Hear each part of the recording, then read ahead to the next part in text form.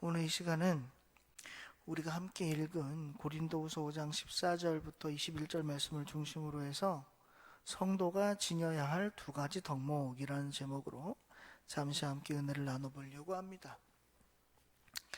성도가 가져야 할 덕목 많죠. 왜 두 가지만 있겠어요? 많습니다. 우리 성도님들 이렇게 신앙생활 쭉 해오시면서 성도라면 이래야지, 성도라면 이런 모습이 있어야지, 그래도 교회 다니는 성도고 그리고 직분자라면, 믿음을 가진 사람이면 이렇게 살아야지 라고 하는 것들이 다 각각 개개인들에게 가치관으로 정립이 다 되어 있을 거예요. 물론 그런 것이 없어도 말씀을 통해서, 그리고 시간마다 예배를 드리시면서 깨닫고, 그리고 주위에 계시는 교회 다니시는 분들을 보시면서 아, 이게 성도구나, 이런 모습을 갖고 있구나 라고 알고 계시는 것도 꽤 많을 겁니다.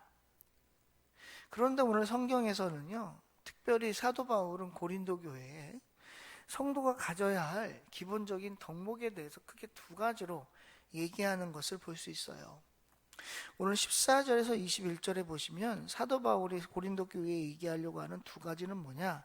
바로 사랑과 그리고 화목입니다. 먼저 14절에 보시면 뭐라고 얘기하냐면 그리스도의 사랑이 우리를 강권하셨다, 이렇게 얘기를 해요. 여러분, 지금 14절 이후에 쭉 사도 바울이 얘기하는 건 뭐냐면 예수님의 사랑에 대해서 얘기하는 겁니다.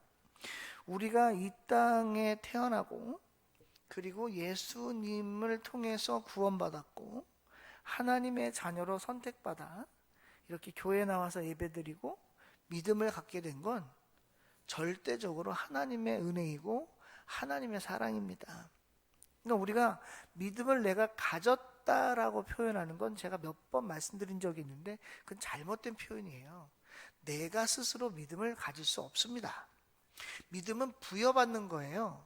하나님으로부터 부여받는 것. 여러분, 믿음은요, 자의성으로 되는 게 절대 아닙니다. 내 스스로 믿을 수 있는 게 아니에요. 여러분, 성경을 읽어보시면 알겠지만 상식적으로 우리가 이거는 믿을 수 있어라고 하는 내용이 거짓말 요만큼도 안 보태고 하나도 없어요. 하나도 없어. 여러분, 죽은 사람이 3일 만에 부활한다는 게, 다시 살아난다는 게 그게 믿어지세요? 아니, 잠깐 죽었다가 깨어날 수는 있겠죠. 잠깐 깨어날 수는 있어요. 근데 벌떡 일어나서 살아가지고 쭉 밥 먹고 생활한다는 게 그게 상상이 되는 일이 아니에요. 여러분, 성경에서 3일이라고 하는 의미는 무슨 의미냐면요, 단순히 하루 이틀 3일이라는 의미도 있지만 상징적인 숫자의 의미가 있어요. 이스라엘 백성, 특별히 유대인들은요, 이 성경에 보시면 신약 성경에 3이라고 하는 숫자가 굉장히 많이 나오는데, 이 3이라고 하는 숫자가 가지는 상징성은 뭐냐면 꽉 찬 수입니다. 꽉 찬 수예요.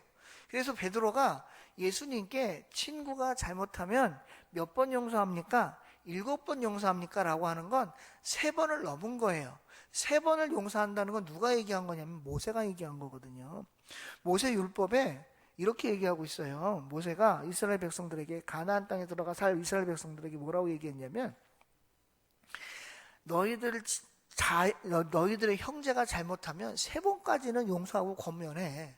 근데 3번을 권면하고 용서해도 말을 안 듣잖아? 그러면 모르는 사람 취급하고 관계를 끊어버려. 이렇게 얘기를 했다고. 근데 그 율법이 어디까지 내려왔냐면 예수님이 살아계시던 그 당시까지 내려온 거예요.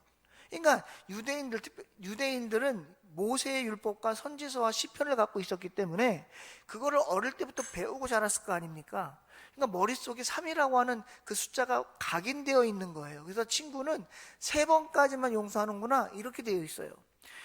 유대인들이요, 하루에 몇 번 기도하냐면 3번 기도합니다.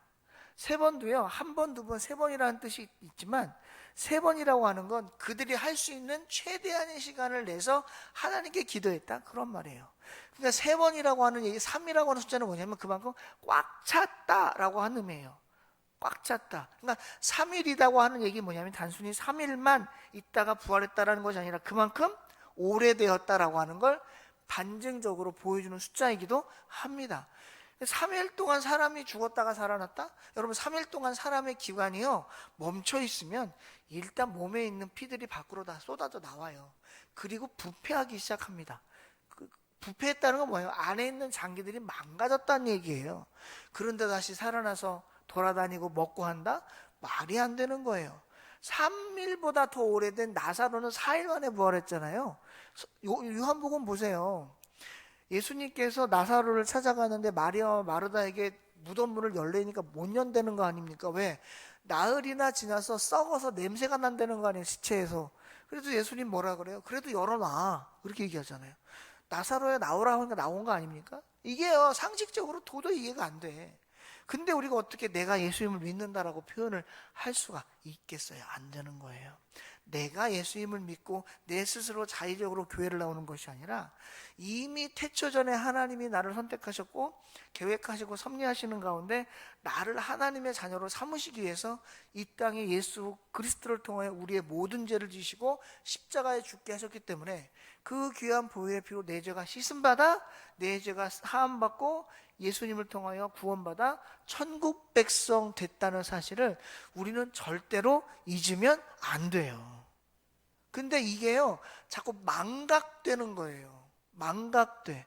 처음에는 하나님의 은혜가 깨달아지고 예수님의 사랑이 깨달아지고 그 사랑을 풀면서 신앙생활을 하는데 이게 1년이 지나고 10년이 지나고 20년이 지나다 보면 어떻게 되냐면 이게 타성에 젖어버려서 하나님이 나에게 주신 은혜와 감동이 어떻게 해요? 사라져버려요. 그래서 성경에서 뭐라고 얘기하냐면 그런 사람들을 표현해서 뭐라고 표현하느냐? 강팍하다라고 표현하고 있는 거예요. 여러분 강팍하다라고 하는 표현은 뭐냐면 메말랐다라고 하는 말이에요. 여러분 가뭄이 들잖아요. 그러면은 그런 올해는 우리 절대로 그런 일이 생기면 안 됩니다. 그런 일이 생기지 않아야 된다는 전제하에 말씀드리는 거예요. 비가 안 와요. 가뭄이 들어요. 그러면 땅이 어떻게 해요? 말라집니다. 말라만 지는 게 아니라 쫙쫙 갈라져요. 어떻게 해요? 거칠어지고요. 메말라서 정말 풀 한 폭이 살아갈 수 없는 그런 척박한 땅이 되고 말아요. 강팍하다라고 하는 건 그런 표현이에요. 여러분 하나님께서 예수님을 통하여 우리를 구원해 주신 구원의 감격, 구원의 은혜가 내 안에 있다면 내 안에 누가 함께 해야 되느냐? 성령님이 함께 하셔야 돼. 성령님이 함께 하시면 내 안에 성령이 어떻게 해요? 충만하게 되어 있어요. 제가 금요일마다 기도하는 게 있어요. 합심해서 기도할 때마다 기도하는 게 있어요. 뭐냐면 우리 혈릭교회가 성령 충만, 은혜 충만, 감사 충만했으면 좋겠어요 하나님, 이렇게 기도해요. 이 충만이라고 하는 말은 무슨 말이냐? 넉넉해서 차고 넘쳐 흘러간다라고 하는 말이에요. 그런데요 이게 점점 떨어지죠. 그러면 강팍하게 돼요.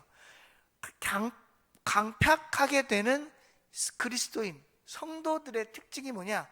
겉으로는 성도인 것 같아요. 누가 봐도 성도예요.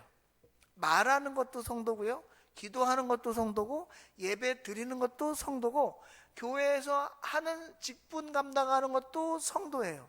근데 왜 제가 겉모습만 성도라고 얘기하느냐? 그 사람이 성령 충만하냐 은혜가 충만하냐를 판단하는 건 행동으로만 보이는 것이 아니라 가장 먼저 나타나는 게 뭐냐면 말입니다. 성령 충만한 사람의 입에서 나오는 말은요 절대 사람들의 마음을 아프게 하지 않아요. 상처를 주지 않습니다. 반대로 내가 상처를 받아도 그 상처를 치유할 수 있는 능력을 가진 믿음의 사람이 성령 충만한 사람이에요. 왜 베드로가 7번 용서한다고 했을까요? 예수님을 따라다니다 보니까 3번 이상 7번까지 내가 용서할 수 있는 그의 마음이 넉넉해진 거야. 그래서 7번까지라고 자신 있게 얘기한 거예요. 근데 예수님이 뭐라고 했어요? 7번씩 70번이라도 용서하라는 거예요.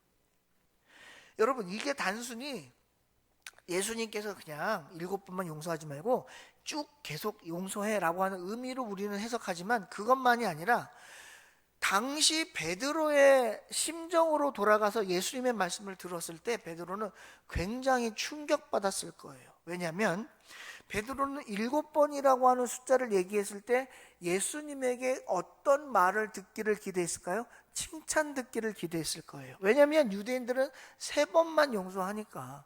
근데 예수님도 유대인이요, 본인 베드로도 유대인이니까 3번까지만 용서하라고 하는 요 모세 율법을 예수님도 알고 있었고 베드로도 알고 있었단 말이에요. 그러니까 그 이야기를 했을 때 예수님을 통하여 베드로는 이런 말씀을 듣기를 기대했을 거예요. 와, 베드로야, 너 대단하다. 유대인들을 모세 율법에는 3번만 용서하라 그랬는데, 야, 너는 마음이 넉넉하여 7번까지 용서한다고 하는구나. 역시 너는 나의 제자다 라는 말을 듣고 싶었을 거예요. 그런데 예수님 뭐라 그래요? 아니야, 베드로야, 7번이 아니라 7번씩 70번이라도 용서해, 이렇게 얘기하신 거거든. 그러니까 그 말을 들은 베드로는 엄청난 충격이었을 거예요. 뭐가 충격이었느냐? 아니, 어떻게 7번씩 70번이나 용서, 이 말도 충격이었지만 이 말을 하는 예수님에게 충격받았을 거예요. 왜? 본인이 예수님을 따라다니면서 마음이 넉넉해졌거든. 예수님을 보니까 어려운 사람, 가난한 사람, 고아, 과부, 객, 연로한 사람, 병든 자들만 찾아다니면서 그들에게 하는 모습, 베풀어 주시는 모습을 보고 마음이 녹아내렸을 거예요. 강팍했던 마음이 녹아내렸을 거라고. 그래서 그 안에도 성령님이, 그 당시 아마 성령에 대해서 알지 못했겠지만 마음 안에는 예수님을 따라다니면서 포근한 마음, 넉넉한 마음, 여유로운 마음, 사랑의 마음, 연민의 마음, 사람을 향한 측은지심의 마음이 쌓여 있었을 거예요.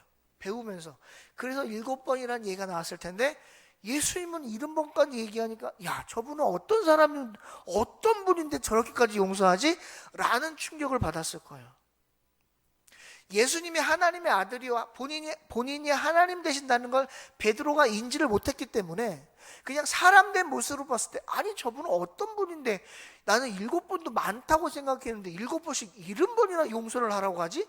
도대체 저분은 마음에 어떠한 마음을 갖고 계신 거야? 라고 하는 충격을 받았을 거라고. 왜 그랬을까요?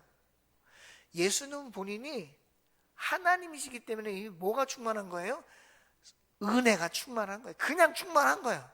넘쳐 흐르는 거야. 그러니까 예수님은 뭐 하는데 익숙하신 분이에요?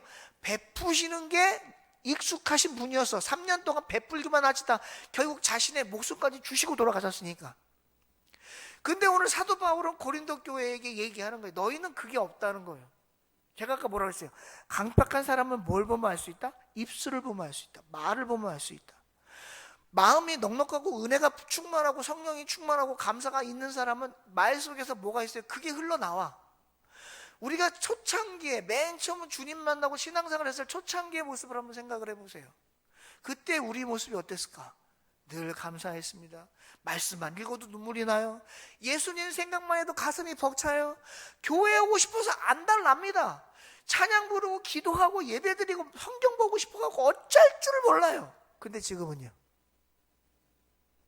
지금도 그러세요? 안타깝지만 지금은 아닐걸요. 왜요? 우리에게 뭐가 떨어져서 그래요? 은혜가 떨어져서 그래요. 성령이 충만하지 않기 때문에 그래요. 근데 사도 바울은 그걸 뭐라고 표현했냐면 그걸 그리스도의 사랑이라고 표현한 거예요.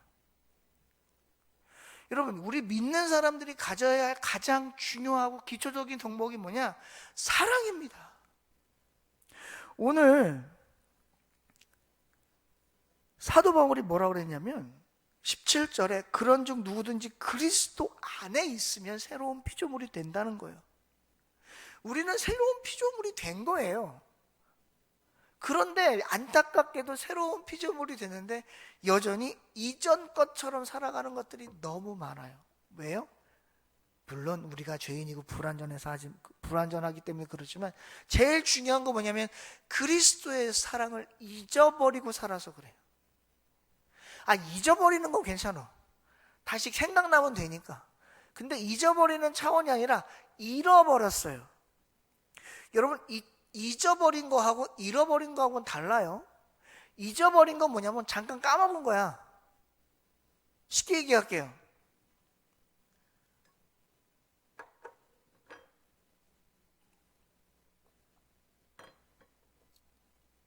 건망증 있으신 분들 계시죠? 저도 건망증이 좀 있는데 어떤 정도냐면 요즘엔 어떤 건망증이 어떤 수준이냐면 차 키를 자꾸 두고 나와 집에서 나올 때. 그리고 차에 가서 자주 그런 건 아닙니다. 자주 그러면 그건 큰일 나는 거예요. 가끔씩 그런다는 거예요. 가끔씩. 차 키를 갖고 나와야 되는데 차 키를 두고 차에 갔다가 차 키가 없어. 아이씨, 차 키 두고 나왔네. 다시 올라가.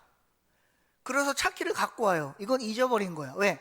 잊었다는 건 잠깐 깜빡해서 다시 찾았다는 얘기니까 이건 잊어먹은 거야. 잃어버린 거는요. 뭐냐면 물건을 잃어버렸어. 근데 잃어버렸으면 찾을 수 있어요? 못 찾아요? 대부분 잃어버리면 물건을 못 찾아요. 여러분, 잠깐 잊어먹는 건 괜찮아요. 다시 생각나면 되니까. 깨달으면 되니까. 근데 잃어버리는 건 큰일 납니다. 잃어버리면 영원히 잃어버리는 거예요. 물건 잃어버린 경우 많으시죠?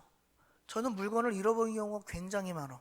좀 창피한 얘기지만 제가 국민학교를 어딜 나왔냐면 은평구 가랜동에 있는 선일국민학교를 나왔어.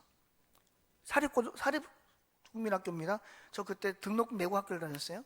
저 좋은 학교 다녔다고 자랑하려고 하는 거 아닙니다. 그때 제가 살았던 동네가 경기도 고양군 벽제였는데 벽제에서 은평구 가랜동을 가려면 시외버스를 타고 다녀야 돼. 근데 평소에는 괜찮아. 제가 가장 많이 잃어버렸던 게 뭐냐면 신발 주머니, 우산, 이거 진짜 많이 잃어버렸어. 제가 다니던 국민학교는 실내화를 신고 다녔어요. 그래갖고 늘 신발 주머니를 들고 다녀요. 실내화를 갖고 다녀야 되니까. 근데 제가 워낙 개구장이었거든요. 인간 버스 안에서 친구랑 막 장난치고 놀다가 내릴 때 보면 꼭 신발 주머니를 놓고 내려. 그래서 몇 번 잃어버렸어. 우산도 마찬가지. 여러분, 우산은요, 잃어버리면 절대 못 찾습니다. 절대 못 찾아. 제가 무슨 말씀 드리려고 하냐면, 우리 목사님 물건을 잘 잃어버리는구나, 그 말씀을 드리려는 게 아니에요. 아마 물건 잃어버린 경우 저 말고도 여기 계신 분들 한두 번씩은 다 계실 거야. 근데 중요한 게 뭐예요? 잃어버리면 못 찾습니다. 그게 중요한 거예요. 우리는 뭘 잃어버리면 안 되냐면 그리스도의 사랑을 잃어버리면 안 돼요. 그리스도의 은혜를 잃어버리면 안 됩니다. 왜 그러냐면 우리가 믿는 성경 이 자체의 근본 기준이 뭐냐? 기준이 뭐냐면 바로 예수님의 사랑이기 때문에 그렇습니다. 여러분, 제가 성경을 몇 번 찾아봤더니 이런 게 있어. 고린도전서 13장은 우리가 사랑장이라고 하잖아. 14장 13절에 뭐라고 나와요? 사도 바울이 얘기하는 거예요. 믿음, 소망, 사랑 이 세 가지는 항상 있을 건데 그 중에 제일은 뭐다? 사랑이다. 13장 1절 2절에 뭐라고 써놨냐면 천사의 말을 하는 사람도 사랑이 없으면 소리나는 꽹과리가 된다고 그랬어요. 사랑하는 성도 여러분, 우리 안에 예수님의 사랑이 있습니까? 예수님의 은혜가 있어요? 성령의 은혜가 있습니까? 그렇다면 우리는 말부터 바꿔야 돼요. 오늘 고린도 교회의 가장 큰 문제점이 뭐였느냐? 언어가 너무너무 험악했어요. 언어가. 사람들에게 상처 주는 말은 너무너무 쉽게 했어. 여러분, 교회가 왜 교회입니까? 하나님이 계셔서 교회예요. 성도가 왜 성도입니까? 하나님 품에 안에 있어서 성도예요. 성도끼리 절대 상처 주면 안 돼요. 세상에서도 똑같아. 세상에서도 사람과의 관계를 잘 맺으려면 상처 주는 말은 절대 하면 안 돼. 근데 우리가 제일 잘하는 게 뭐냐? 상처 주는 말이야. 이건 비단 뭐 이게 교회의 직분을 떠나서 얼마나 오래 믿었냐를 떠나서 모든 사람들이 다 통용되는 이야기야. 상처 주는 말을 너무 잘해. 왜 그럴까요? 나를 먼저 생각해서 그래. 나를 먼저. 고린도 교회 성도들은 다 누구 중심이었냐? 자기 중심의 신앙생활을 한 거예요. 물론 신앙생활이라는 게 나와 하나님의 1대1의 관계는 맞아요. 이건 부인할 수가 없어. 내가 신앙생활을 잘하고 하나님을 잘 믿어야, 예수님을 잘 믿어야 천국 가는 거예요. 그런데 여러분, 우리 이미 천국 간 거 아니에요? 제가 질문 한번 해볼 때가 대답을 해보세요. 여러분, 지금 죽으면 천국 가세요? 3명 하면 안 해. 지금 죽으면 천국 가요, 안 가요? 그러면 천국 소유하신 거예요, 안 하신 거예요? 대답들이 자신이 없네.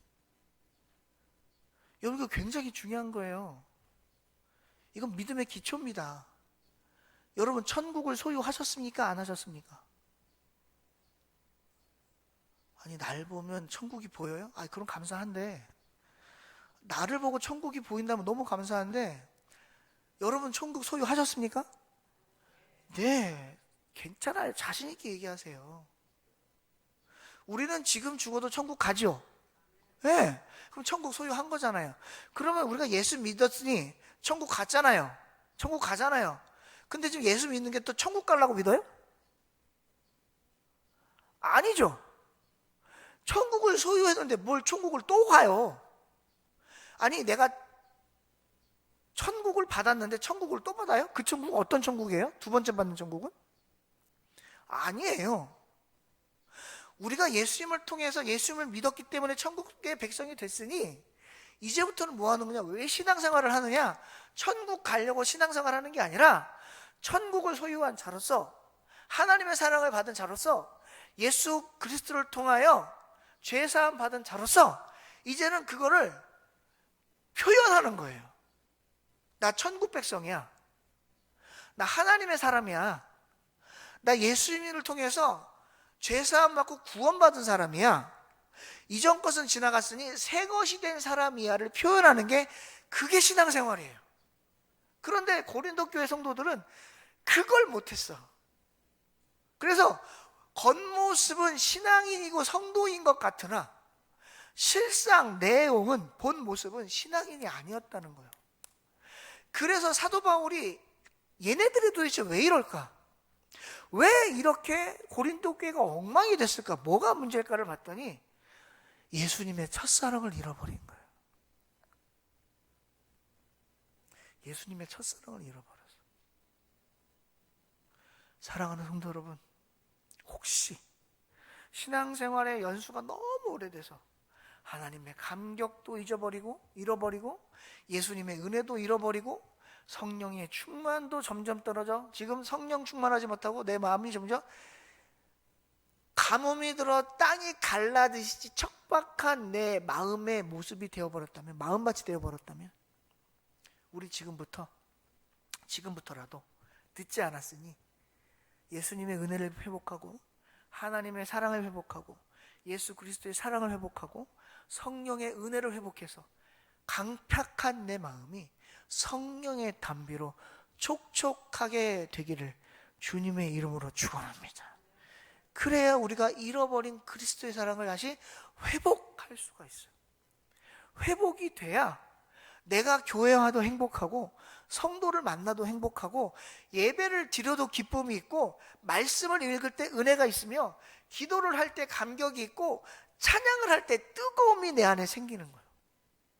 근데 우리 기도할 때 감격도 없고 말씀을 들을 때 은혜도 없고 예배를 드릴 때 감사도 없고 찬양을 할 때 기쁨도 없으면 이건 진짜 심각한 거예요. 진짜 심각한 거예요. 그건 뭐예요? 그냥 껍데기뿐인 신앙생활이 아닌 종교생활을 하고 있는 거예요. 이 시간 우리 스스로를 한번 돌아봤으면 좋겠어요. 나는 지금 신앙생활을 하고 있냐? 종교생활을 하고 있냐? 내가 성령을, 은혜를 기억하고 있는 자냐, 잃어버린 자냐. 성령이 여러분 충만까지는 아니더라도 내 안에 성령님이 있으면 그 자체가 충만한 거니, 내가 성령님이 내 안에 계시냐 아니면 내 안에 성령님이 계시지 않느냐를 오늘 이 시간을 통해서 나 자신을 돌아보는 시간들이 되셨으면 좋겠습니다. 두 번째로 얘기하는, 사도 바울이 고린도 교회 얘기하는 신앙생활의, 신앙인 성도의 덕목이 뭐냐, 그것은 바로 화목입니다. 오늘 18절 이하에 뭐라고 얘기를 하고 있냐면, 사도 바울이 모든 것이 하나님께로 났으며 그가 그리스도로 말미암아 우리를 자기와 화목하게 하셨다는 거예요. 그래서 우리에게 화목하게 하는 직분을 주셨다는 겁니다. 여러분, 화목이라고 하는 뜻이 뭐냐면, 제가 뜻을 찾아봤더니 이렇더라고. 서로 뜻이 맞고 잘, 뭐라 그러더라? 아이, 내가 써놓고도 못 읽으면 어떡해. 서로 뜻이 맞고, 그 다음에 뭐라고 써? 에이, 모르겠다, 뭐라 써놨는지. 아무튼 서로 뜻이 맞대. 뜻이 맞대요. 그리고 잘 어울린다는 거야. 잘 사귄대. 제 말이 무슨 말인지 이해하시겠어요? 화목이라는 말이 무슨 말이냐면 서로 뜻이 맞아서 잘 사귄대요. 잘 사귄대. 이거를 성경은 두 글자로 뭐라고 표현해놨냐면 교제한다 라고 표현했어. 그럼 초대교회가 부흥했던 가장 기본적인 이유가 뭐냐면 서로 교제하고 떡을 뗐기 때문에 그래. 목사님, 거짓말하지 마요. 기도하기를 전혀 힘썼잖아요. 맞아요. 그게 틀렸다는 얘기가 아니야. 맞아. 근데 뭐라고, 맨 처음에 뭐라고 했어요? 뭐라고 되어 있냐고 성경에 있는 대로 표현하면, 맨 처음에 초대교회 성도들이 제일 먼저 뭐 했다고 나와요? 교제했다고 나와요. 그리고 뭐 했다고 나와요? 떡을 뗐다고 나와. 그리고 나서 기도하기를 전혀 힘썼다는 거예요. 그러니까 지금 초대교회가 잘 될 수 있었던, 부흥할 수 있었던 가장 기본적인 요건이 뭐예요? 화목했다는 거예요. 화목했다는 거예요. 여러분, 그건 제 얘기는 아닙니다. 오해하지 마십시오. 아빠들이 저는 이제 직장을 안 다니니까 회사를 퇴근해서 집에 가는 게 즐거울 것 같으세요? 안 즐거울 것 같으세요?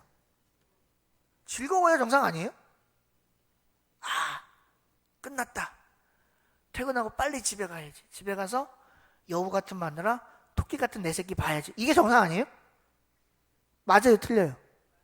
그러면 퇴근하자마자 바로 쌩 하고 집에 가야죠. 근데 안 그러던데? 모여서 오늘 했는데 오늘 끝나고 뭐 한잔 해야지 뭐. 어디 그럼 가야지 뭐. 그리고 막 새벽 2시, 3시 막 들어가던데? 왜 그럴까요? 물론 밖에서 노는 걸 좋아하시는 분들도 계시겠지만 근본적으로 집에 가기 싫다는 거예요. 왜? 가봐야 기분이 안 좋아. 이게 제 얘기가 아닙니다. 오해하지 마세요. 전 집에 가는 거 좋아합니다. 전 집에 있는 거 좋아해요. 왜 그럴까요? 가정이 뭐하지 않아서 그래요? 화목하지 않아서 그래요. 집에 가면 행복하고, 집에 가면 웃음이 있고, 집에 가면 기쁘고, 집에 가면 편안하고 이래야 되는데 집에 가면 불안하고 뭔가 불편하고 마음이 어렵고 보이면 싸우고 싶고 말도 하기 싫으면 나 같아도 집에 가기 싫어. 근데 왜 그래요? 화목하지 않아서 그래요. 여러분, 교회가 뭡니까? 하나님의 집이에요. 내 집은 만민이 기도하는 집이라고 성경에 기록되어져 있어. 그러면 우리가 지금 어디에 와 있는 거예요? 하나님의 집에 와 있는 거예요. 우리는 하나님을 뭐라고 불러요? 하나님 아버지. 우리는 그러면 그분의 뭐예요? 그분의 자녀. 자, 질문. 여러분들은 교회 오시는 게 기대가 되십니까? 교회 오시는 게 즐겁습니까? 교회 올 때 행복합니까? 기쁩니까? 교회 오는 게 설레십니까? 예배를 드리시는 게 기대가 되십니까? 그러면 여러분들은 교회 안에서 화목하신 거예요. 근데 또 교회 가야 되네. 가기 싫어 죽겠는데. 그러면 화목하지 않은 거예요. 고린도 교회가 뭐가 없었어요? 화목이 없었어요. 그럼 뭐가 안 맞은 거예요? 뜻이 안 맞은 거예요. 여러분, 교회가 잘 되려면요, 먼저 하나님과 나의 뜻이 맞아야 돼. 내 뜻이 하나님 뜻이 되면 안 되고 하나님의 뜻이 내 뜻이 돼야 돼. 그래서 하나님과 나의 뜻이 잘 맞아야 돼. 그래서 먼저 하나님과 화목해야 돼. 이 얘기를 하는 거야. 화목이 누구한테 왔어요? 하나님으로부터 온 거예요. 그 다음에 누가 화목해야 돼요? 이 땅에 있는 성도들이 화목해야 돼. 그래서 우리에게 직분을 주셨는데 무슨 직분 주셨어? 화목하게 하는 직분을 주신 거예요.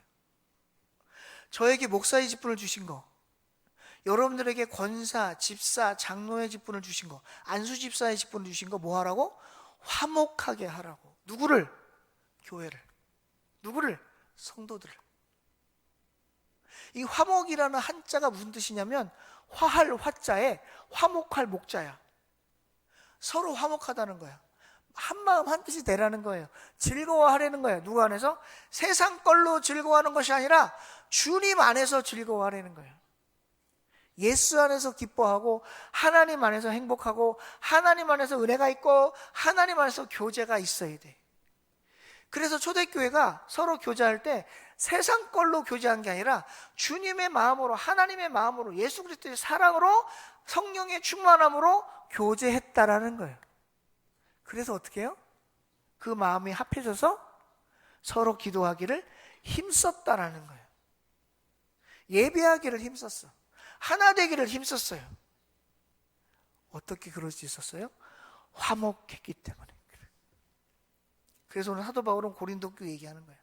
너희들 제발 좀 화목 좀 해라. 너네 싸우지 말아라. 얼마나 고린도 교회가 마음이 안 맞았는지 아시잖아요. 고린도전서 1장 읽어보세요. 거기에 파가 4파가 있었다니까요. 바울파, 게바파, 아볼로파, 예수파. 우리 교회는 파 없는지 몰라.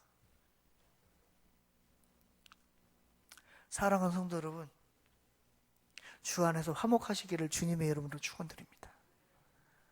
오늘 제가 2가지 말씀드렸어요. 성도가 가져야 할 2가지 덕목. 첫째는 뭐다? 이 그리스도의 사랑이다. 2번째는 뭐다? 화목이다. 여러분, 우리 화목합시다. 솔직히 우리 성도도 많지 않은데 이 안에서 싸워봐야 뭐 하겠어요? 얼굴 붉혀봐야 뭐 하겠어요? 감정 상해봐야 뭐 하겠어요? 화목합시다. 서로 한마음 한뜻이 돼서 마음이 서로 맞아서 잘 그 안에서 이 안에서 사귐이 있었으면 좋겠어요. 말씀을 정리합니다. 오늘 제가 고린도후서 5장 14절에서 21절 말씀을 중심으로 해서 성도가 지녀야 할 2가지 덕목에 대해 말씀드렸습니다. 그리스도의 사랑 그리고 화목. 우리에게 화목하게 하는 직분을 주셨으니 그 직분을 어디에 사용하라는 거예요? 화목하게 하는 데에 사용하라는 거예요. 분란 일으키고 다툼 일으키고 분쟁 일으키는 데 사용하는 게 아니라 화목하게 하는 데 우리 직분을 사용하라는 거예요. 그 안에서 합력하여 선을 이루게 되어 있는 거예요. 여러분, 오늘 제가 읽어드리지 않았지만 로마서 13장 10절에 보니까 뭐라고 되어 있냐면 사랑은 율법의 완성이래요. 사랑이 뭐예요? 율법의 완성이래요. 우리가 그리스도의 사랑으로 성도 간의 화목으로 성도의 덕목을 잘 가지고 간다면 정말 우리의 신앙생활이 행복하고 기쁘고 은혜가 될 줄로 믿습니다. 그러한 덕목들을 가지고 제가 많은 거 바라지 않아요. 그리스도의 첫사랑 기억합시다. 잊지 맙시다. 잃지 맙시다. 회복합시다. 그리고 우리 안에 늘 화목합시다. 이 2가지만 잘 갖고 가도 우리 혈립교회가 좋은 교회 될 줄로 믿습니다. 기도합시다. 하나님 고맙습니다. 오늘 부족한 자가 고린도후서 5장 14절에서 21절 말씀을 중심으로 잠시 말씀을 전했습니다. 주신 말씀 속에서 받은 은혜 잊지 않게 하시고 또 깨달은 것 깨닫게 하여 주셔서 주님의 말씀대로 살아가는 우리 모두 될 수 있도록 성령으로 인도하여 주시옵소서. 부족한 자 말씀 전할 때 혹 잘못 전한 말씀이 있으면 용서하여 주시기를 원하고 감사드리고 예수님의 이름으로 기도하옵나이다. 아멘.